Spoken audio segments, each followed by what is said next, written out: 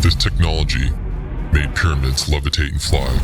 Today, it's a hidden secret. Very few evil people have it, and they can do a lot of damage with it. It's basically EMP. But I believe all this information we're talking about, everything we're speaking about, ETs, planets, this information will come out to the masses. But something needs to happen first in this world. But this information will come out. I have a feeling chaos is about to come down, and it's not going to be a pretty sight.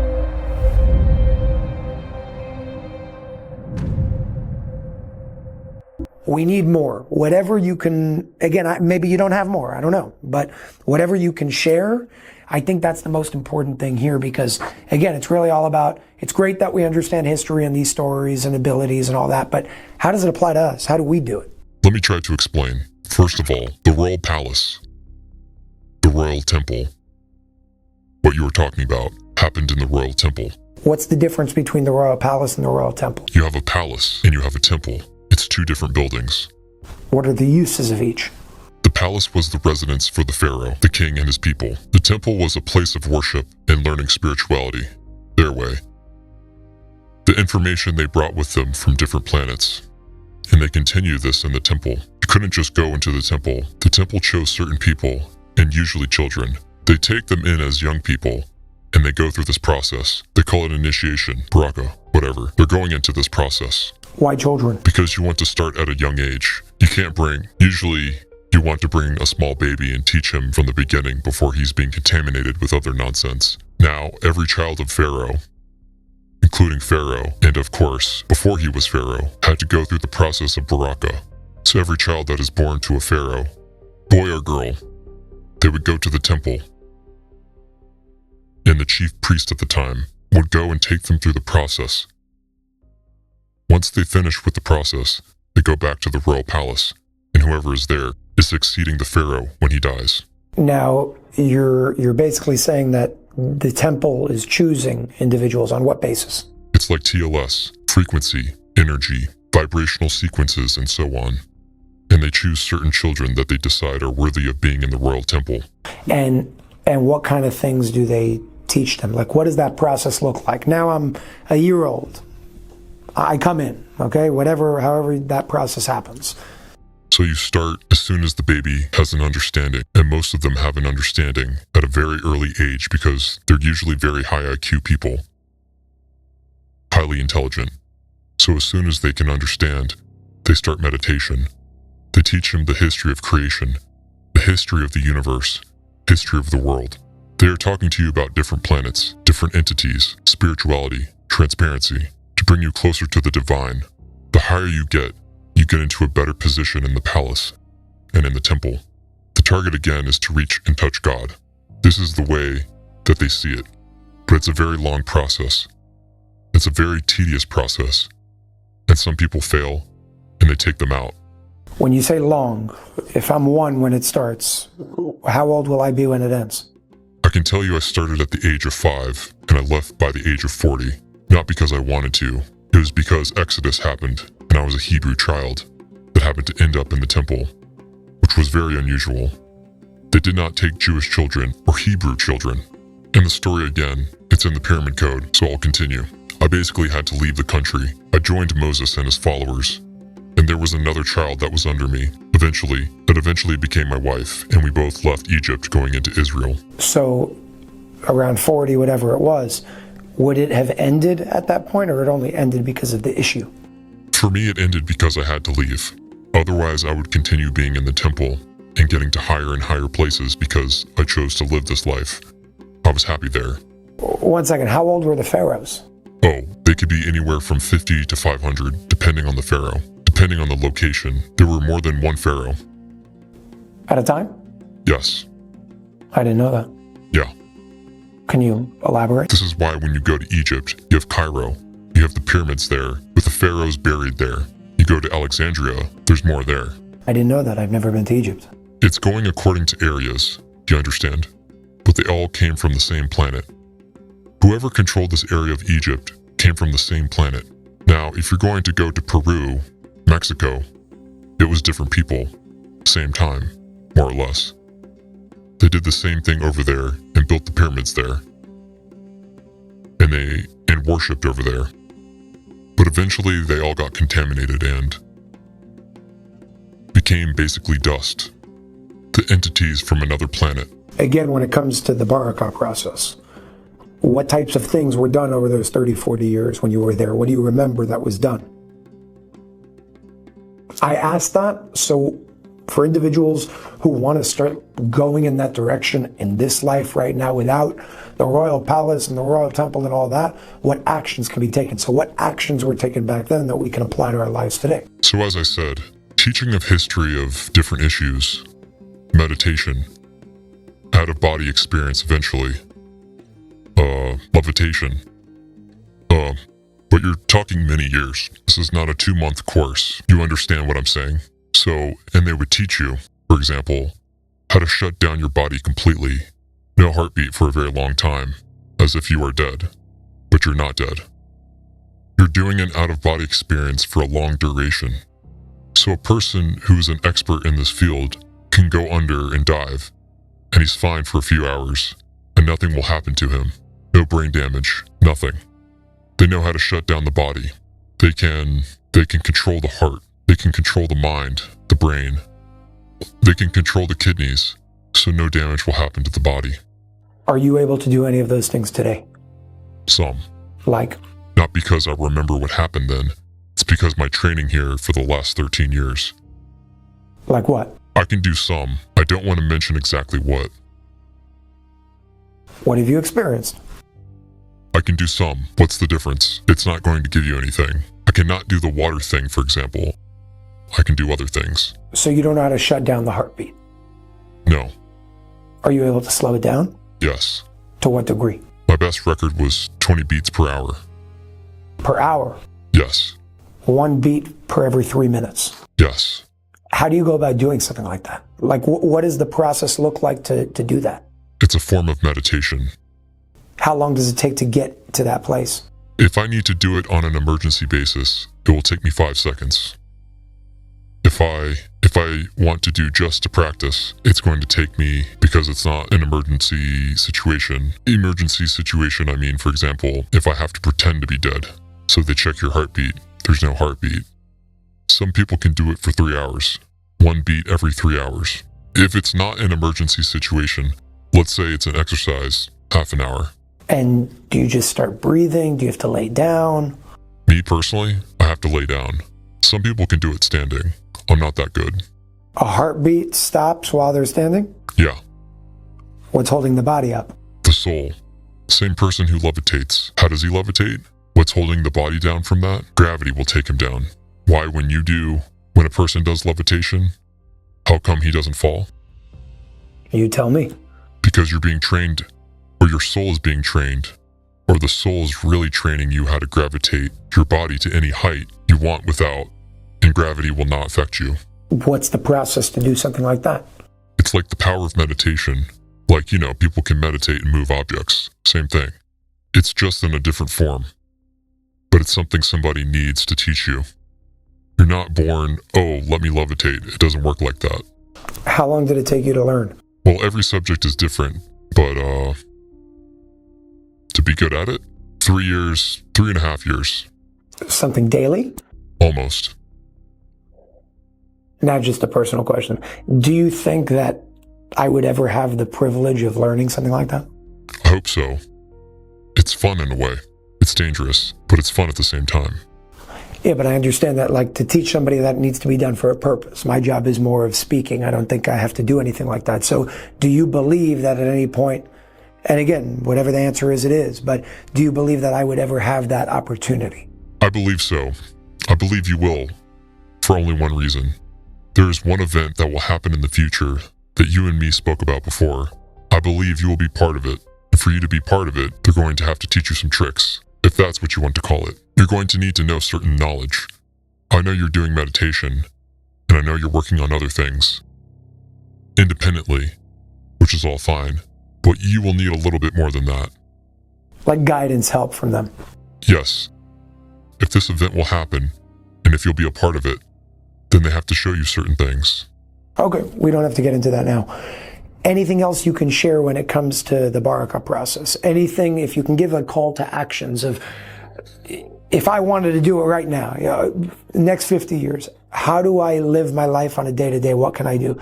You said meditation. What types of things can I do? What would you recommend or encourage me to do in order to move into that path of my life?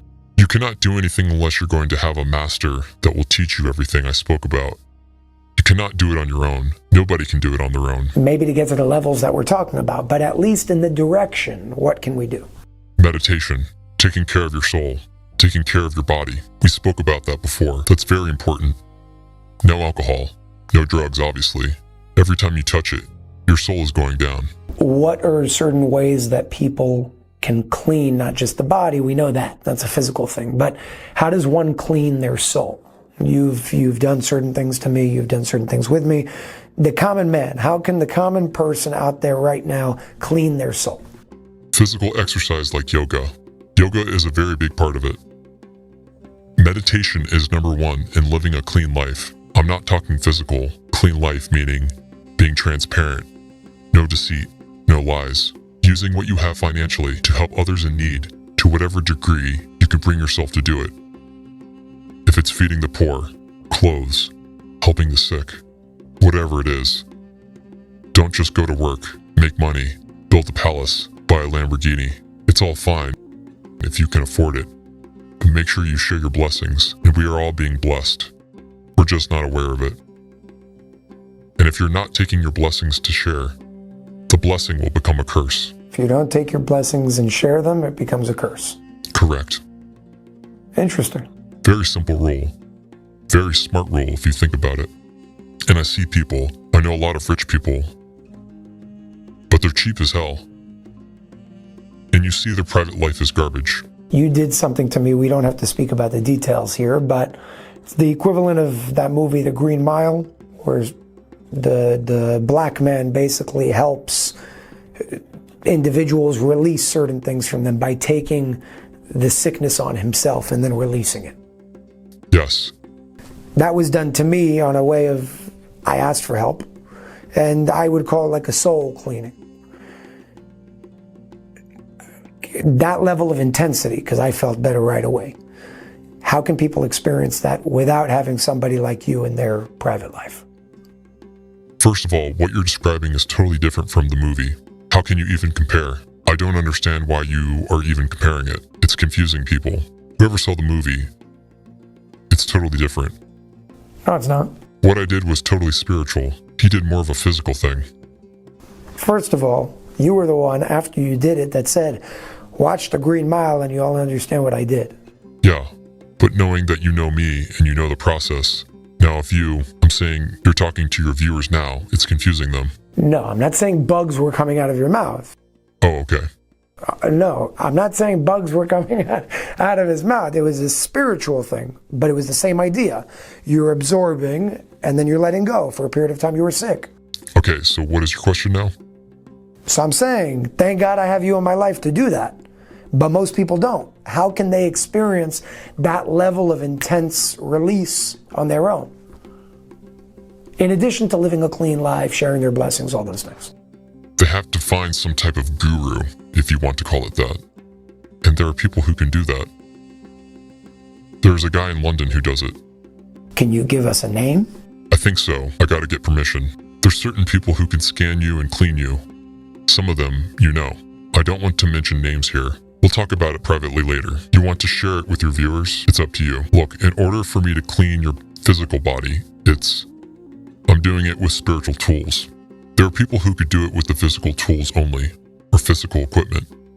Different equipment. I have my equipment, which you know what it is. And some people can use ultrasounds, but specific ultrasounds to do certain things. You know who I'm talking about, but we're not going to mention her name. There is a guru who can, again, it's all going to sound weird. They're all weirdos, but it's fun.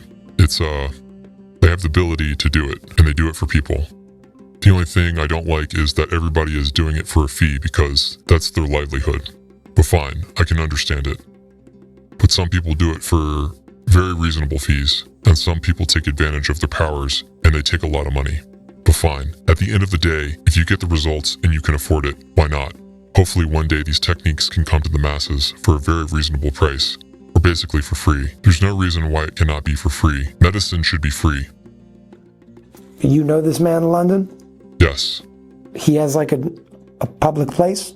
Yeah, you could call him, make an appointment, and go see him, but you have to fly to London.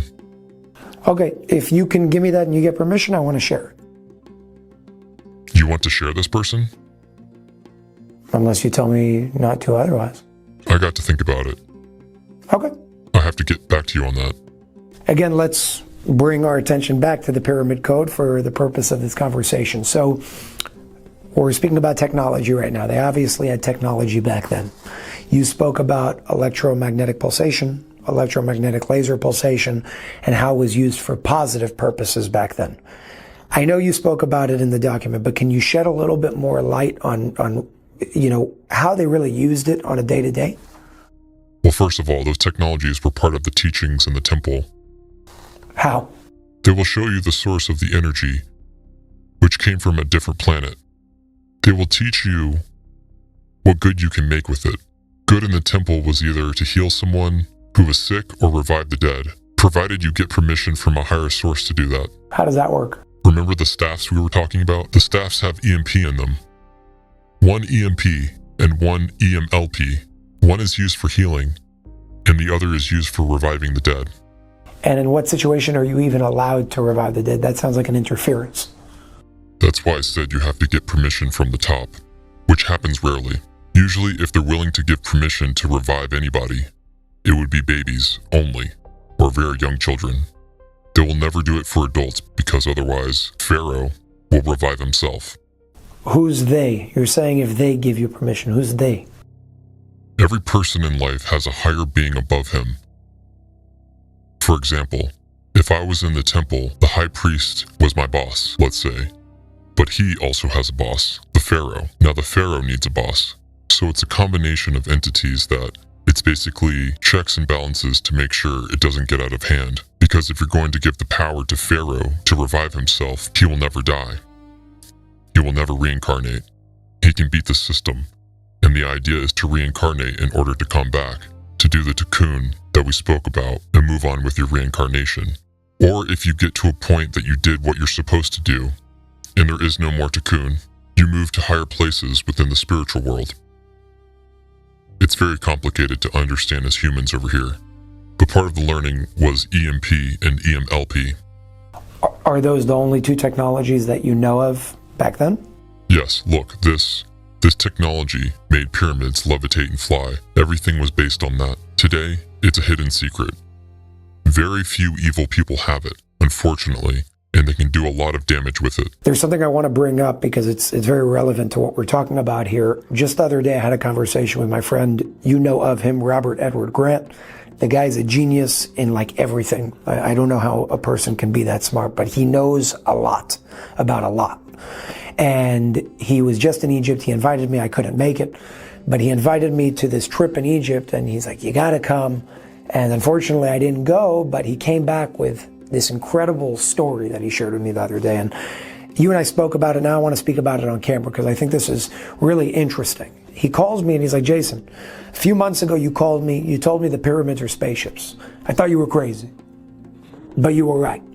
And this is how I know you were right. And he started telling me about all these different things of, how it's connected to the zodiac and how the zodiac is being used with the energy of the pyramids to travel as like gateways and stargates and portals from one pyramid to the next and so on and so forth. And again, I need to re-listen to our conversation. I even asked him if he would do an interview on that because there was a lot of validating information there for a lot of the things that you bring up in that document. But in short, what he said was, in certain parts of the pyramid on the north, south, east, and west walls, there are a lot of different, drawings and engravings and whatnot. And there are specific portions where zodiacs are actually drawn there in specific ways. Again, I may be butchering the explanation with the way that he explained it, but basically the moral of the story was, he's like, listen, because of this equation, this mathematical formula, and X, Y, and Z, They're using the energy of the zodiac through the pyramid to connect to the energy of the zodiac to travel from point A to point B and even teleport. Does that sound plausible to you? Absolutely. But you mentioned that the pyramids are actually coming up and levitating and moving. And the point that he got up to is it's not that they're moving, but they're using one pyramid as a portal or a gateway to basically teleport to another one in a completely different part of the universe. So I told him, I said, listen, I don't understand how the whole flying part works because I'm sure what you're saying is 100% accurate. But here's what the pyramid code says. Here's what Ray says. Find a way that you can make it make sense. And if you can, let me know. So I just want to clarify. Is number one, the first thing that he's saying makes sense to you? And number two, are you saying in addition to that, they can also literally fly? That's exactly what it is. He doesn't get the EMP and EMLP source of energy that makes it fly. There's no fuel. There's no fossil fuels. There's no magnetic energy. It's basically EMP. He asked for a conversation with you. I know you're going to say no, and I'm going to convince you, and eventually I'll get my way. But until I get my way, he's going to be watching this interview. Are there any recommendations or anything that you would give him in terms of guidance? And whatever you say, he's a genius and he'll times it by 100. Is there any guidance you would say, look over here or do this to understand the part that he didn't get to yet? Because the first part, the way he explained it, is like scientific. The guy's explaining to you how you're moving from one place to another scientifically. Well, I'm going to surprise you. I already did. He just doesn't know it was me. What do you mean? I was with him in Egypt. Just now? Yes. As you? No. Can you tell me more? No, I happened to be there. I was in the neighborhood, so I popped in, and I was there, and I was there. I gave him the signs he needs. He got to what he got because he saw certain signs on the walls. I was just there to help without him noticing what I'm doing. It's just a bypasser. More or less, yeah. I don't know what to say. I was part of his group without being part of his group. Okay, so I'm going to ask you something. Is there something you can say right now that he would understand, nobody else will understand, that he will understand that will validate the fact that what you're saying is true? Anything he did, I wasn't there, so I don't know. Anything he did, anything he was wearing, I don't know. He saw signs on the walls that regular people don't see, and that's what brought him into awareness of the information you just gave me, which is correct. But he didn't get into the whole picture because he doesn't understand the connection to EMP and EMLP. He has to learn it deeper. He's a smart guy. Eventually he'll grab it. What does that mean? What do you mean, what does it mean? He got certain information, and he got to a good place. He just doesn't know that I was there. I could have been the guide. I could have been the security guard. I could have been anything. He doesn't know who I am. I just used certain powers to lead him to certain walls so he could see certain things, which he did. And if you ask him about it, he will tell you, yes, now I understand. He saw certain lights, you understand. He saw zodiacs. He saw language that he eventually was able to understand that if you're going to go, you're not going to know anything. What do you think his role is in this whole thing? I don't know. I was sent on the job. I did my job. The organization sent you to do that? Yes. So he must play a role? Everybody plays a role. But that's a big role. Well, we're not here to decide what's big, what's small. We're all humans. We all play a role to a certain degree. Do you believe that there will ever come a time where he's approached directly? I don't know. I have no clue. Just to put it out there, if there's anybody, I would go to him for. The guy's a genius. I'm sure they know that. How long were you there for? Not important. Okay, there was a part in the document in the pyramid code that speaks about this like underground portion of the pyramid, this cavity underground, that they were storing certain technologies and whatnot. And it says very explicitly that you wrote in the document, it's still there and it still has yet to be uncovered. Do you believe that TLS will end up leading any form of an expedition to uncover them? And now while we're at it, do you think Robert will be a part of something like that? I don't know. I know he didn't get to the basement. He thinks he was in the basement, but he wasn't. As a matter of fact, one of the tunnels there, if he was, I don't know if he paid attention or not, but to the right of him, it was blocked by cinder blocks. It was sealed by the Egyptians. That's one of the directions that you could get into the basement. But unless somebody from the organization will take him specifically and show him the ins and outs, nobody's getting to the basement, not even the Egyptians. Why don't you do that? Because this was not my mission. My mission was to do certain things. I went, I did, I left. That's what I do. But why don't they do that? Why don't they lead? I don't ask questions. I have a job. I go, I do it, I get out. Do you believe the time will come where they uncover that? Yes, of course. Do you have any form of a timeline? No. 5 years, 100 years? I have no clue. But I believe all this information we're talking about, everything we're speaking about, ETs, planets, this information will come out to the masses. But something needs to happen first in this world. But this information will come out. That's crazy. Let's keep going. Okay, let's keep going. Different topic completely. Unless there's something I'm not asking that I should ask. Is there anything I should ask? Regarding Robert? No, I'm not going to answer you. Anything that you would answer that I didn't ask? No, I just give you a tip. You can tell him that he already met me. He just doesn't know. Would he recognize you if he meets you again? No. Can you consider a phone call? No. You know you're going to end up saying yes. No, unless I'll be sent on a mission to do it. Otherwise, I'm not doing it. I can find a way to make that happen. Okay, fine. Okay, fine.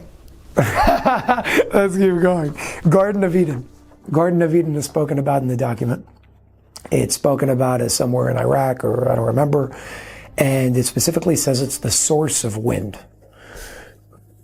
In the last conversation we had, you spoke about the Garden of Eden, and you gave some information, but it was a really popular topic with a lot of questions and not enough answers.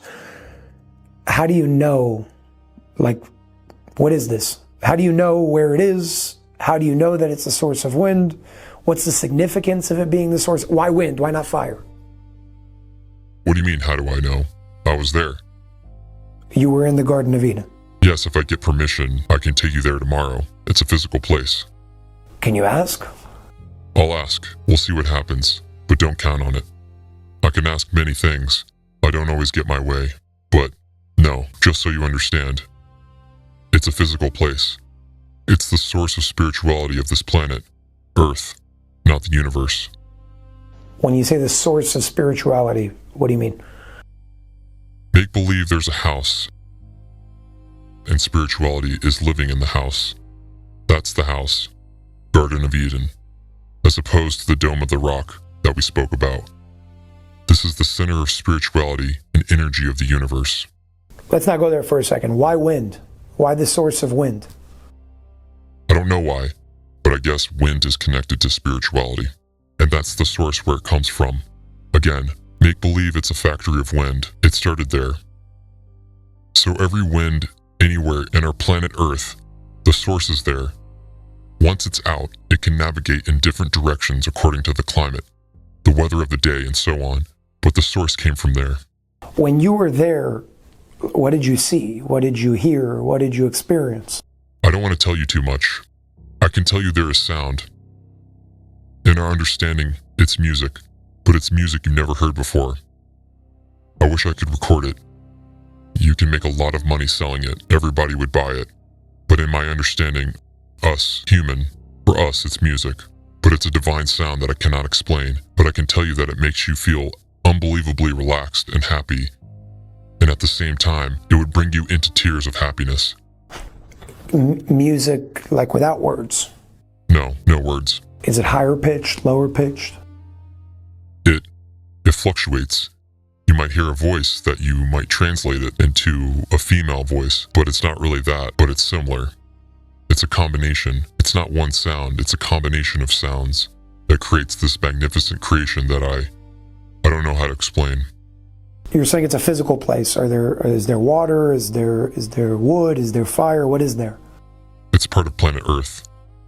Is there like an entrance? Yes. What does the entrance look like?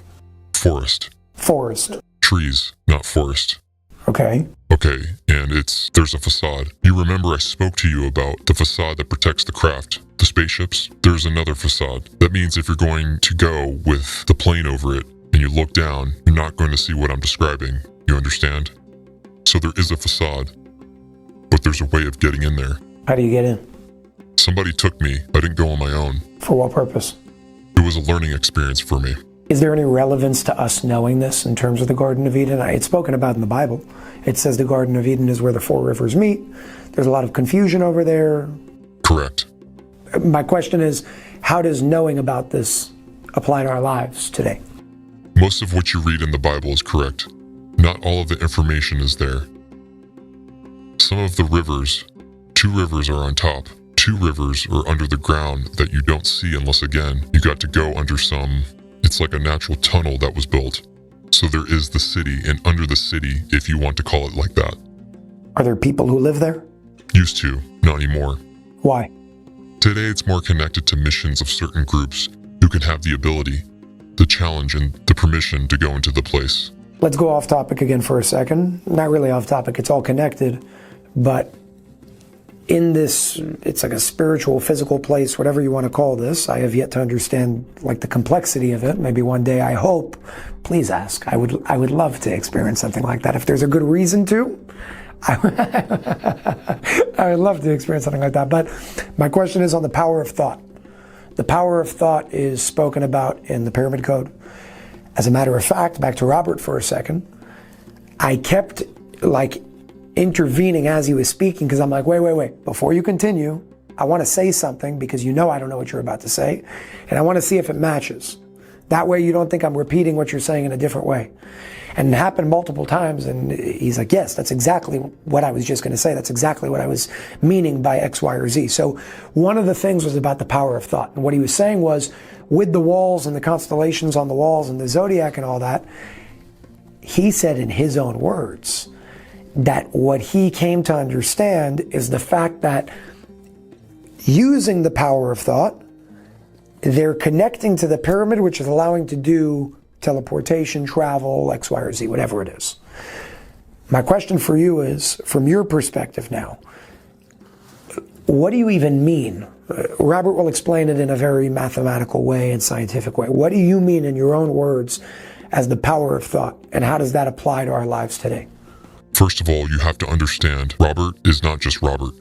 Robert was reincarnated. He has certain memories in his subconscious that he is not aware of. He's getting there sometimes, but he is not always there. He hasn't got to that point yet. So for example, when he was on this trip, his last trip to Egypt, part of the teaching, let's say, that was supposed to be given to him, without him understanding that he's being taught something, is that he personally has the power of thought strong enough to move certain stones in the wall that will open doors for him. So maybe this will come later. He only understood some of it. He didn't grab the whole thing. He mentioned that it was actually crazy. I hope I say this the right way. That each block in the pyramid is a different size. And the size, at least on the walls that he was looking at, the size of the stones are not random. There's specific sizes that are coordinates in the universe of where you want to go to. Is that true? Ask it again. I'm not sure I understand what you're saying. From my understanding, again, it was a long conversation over an hour, and it was hard for me to grasp everything. But from my understanding of what he was saying is the stones on these walls of what was written on them, when you connect to them, the size of them, of each stone is different. They're not all the same size. And the size is not random. They didn't just come and put random sizes. Each size somehow, and he explained it perfectly, I don't remember exactly how, but each size somehow coordinates or correlates to specific coordinates. It's a map of where you want to go to in the universe. That's correct. That's part of what I gave him, but he got it. Yes, he still has a long way to go. And again, if he was sitting in front of you right now, what are 1, 2, or 3 things you would say, look into X, Y, or Z to activate the next step? It was blessed by the divine. And the more you give, the more you get. That's a rule in life. As I said before, we're all being blessed. But if you don't use the blessing in the right way, every blessing can become a curse. He's a good man, highly intelligent.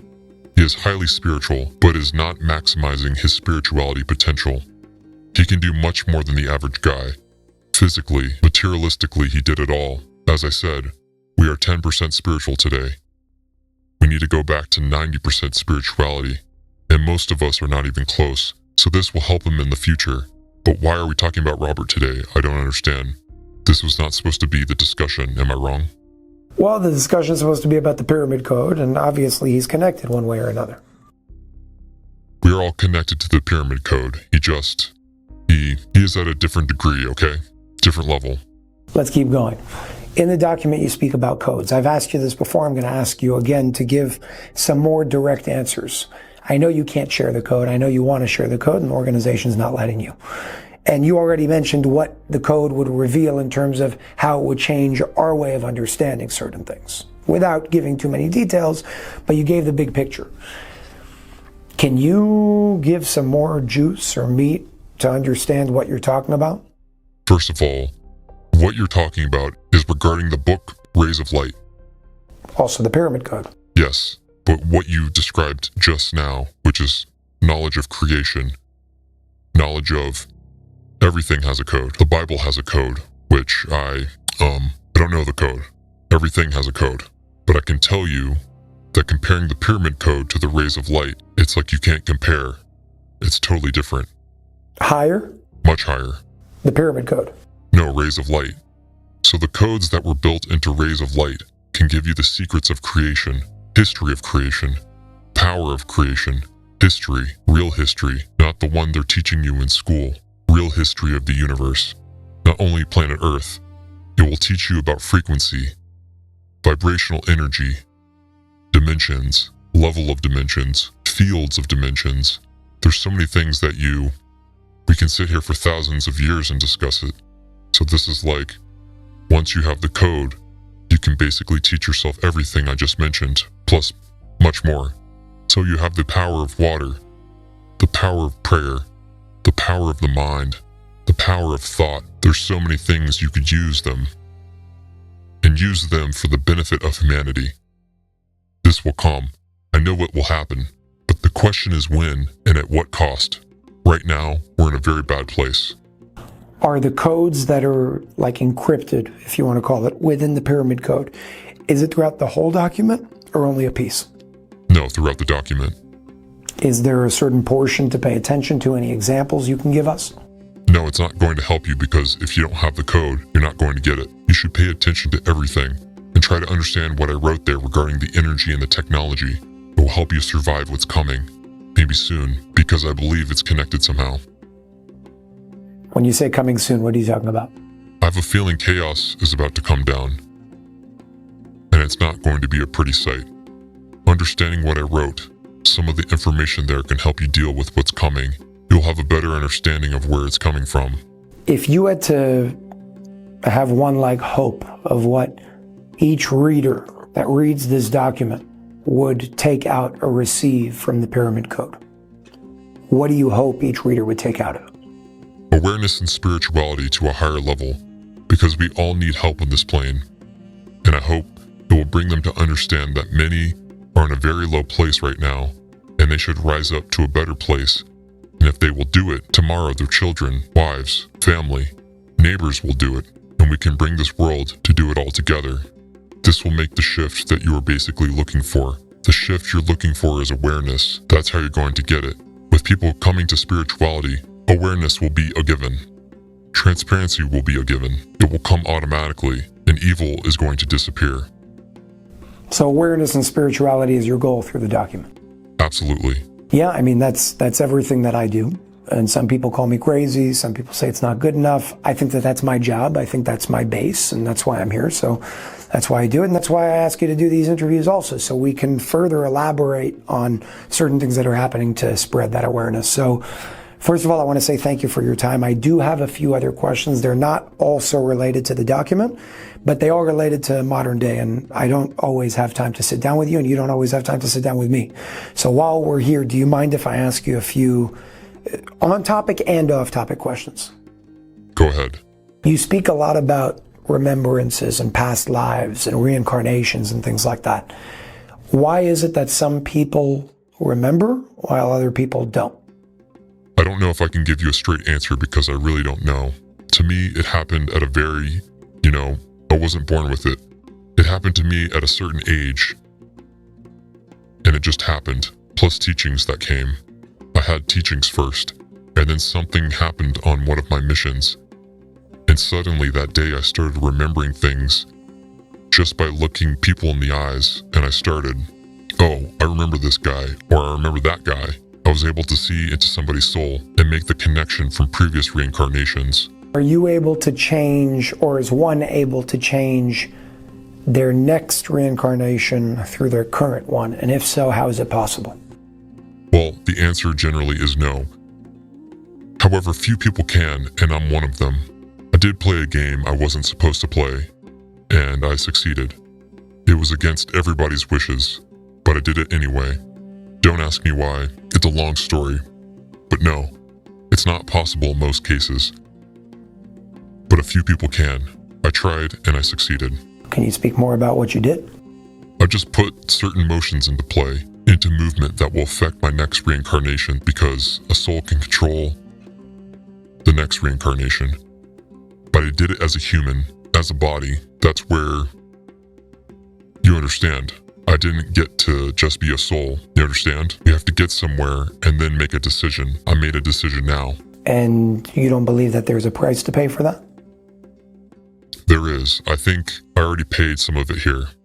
I had certain goals that I wanted to achieve. I didn't want to listen to my superiors, and I did it anyway. I got what I wanted, at a cost. I'm not going to say it was without a cost. There was a price to pay, but I'm fine with it. If you can go back, would you change? No. You would do it again? Yes. That means you didn't learn a lesson. No. It means I don't agree with my superiors on everything. And there are certain things I wanted done to myself and to others. Good things and bad things, I have to say. But I prefer to be in this position today, that I know what I will be next time, what my name will be. I even chose my name. You're not supposed to, only your parents do. So I know my name. I know my situation. I know my being. I know my body. And more or less, I know the length of my life. The length? Yeah. Can you at least tell me the length? No, but it will be my last reincarnation. Are you sure? If you chose it, maybe you messed something up. No. I'm sure. What I know, I know. What I don't know, I don't know. Just from a friend to a friend, you probably did something really stupid. And whatever price you think you paid, again, I don't know what you did. I don't care what you did, but it's probably much bigger than you think. I don't agree with you on that. You can't play God and get away with it. It doesn't work that way. I didn't play God. I just used certain information that was given to me and certain powers that were given to me, and I used it without permission. That's correct, and that's wrong. But I had a very good reason to do what I did. I didn't do it because I wanted to have fun. I did it because I wanted to achieve certain things, especially with other people, and I believe I'm right in what I'm doing. Okay, I hope so. I wish you the best. I hope to know you in the next one too. I'm sure we will. I have one last question for you, big picture, again, regarding extraterrestrial life. Obviously, there's a lot of talks about extraterrestrial life and more coming to, being made public in terms of evidence. Do you have any timeline in terms of when, I know contact has been made for a very long time already, but when will it be as public as it was back then? The latest will be 2192, the date we spoke about. This would be the latest. I hope it will be before. You see, today we have no clue of what's going on, we humans. Every entity out of this planet Earth, on every planet. Every soul, let's call them. Not an entity, because they are souls. They know everything. They have full transparency among themselves and among others. We will achieve the same knowledge that they have the day true peace will come into this world. And it can only happen through awareness. The only difference between you and me, you believe that only awareness can do it. I say you need to expedite matters through other means, that you perceive them as violence. I'm not a violent person, but I just believe that if you need to deal with force in order to achieve a goal, such as awareness and transparency, and get rid of evil, I think force needs to be used. That's the only issue me and you have. Otherwise, we agree on everything. I don't think you can achieve what you want to achieve just by those wonderful, beautiful ways of love and peace and light. It will not get there. And if it will, it's probably going to take forever. I'm not a patient man. I just want to get things faster. And I hope TLS will listen to me eventually. Right now, they listen to you. Before we end this, do you have anything else you want to share? Anything that you didn't speak about? I don't know the next time where we'll be able to sit down like this. So do you have anything that you'd like to share that you haven't yet? I just want to give certain tips or warnings to the general public. Expect chaos in 2024. However, expect much better results in probably toward the middle of 25, the end of 25. If you're invested in the market, be careful. Be careful from the banks. Be careful from your government, any government. I'm not talking only the United States. I want to believe that evil will be defeated soon. I'm working very hard myself on it, although I'm not getting my way all the time. But I can tell you TLS is working nonstop on changing the status quo and also working on preventing as much as possible from chaos entering our lives. Let's pray that groups like TLS and others, because there are others, will succeed eventually in bringing the world to a better place, because me personally, I feel that we're in a very bad place right now. It worries me. I feel bad for my friends, my family, for everybody I know, because I know people are going to get hurt. Just be careful. Be aware. Clean up your life. Clean up your soul, because I think better days will come eventually. I believe 25 will be a nice start into 26, but there will be a price to pay. Price to pay, I mean, there will be a human cost to this, unfortunately. The question is how much? How high? I don't know.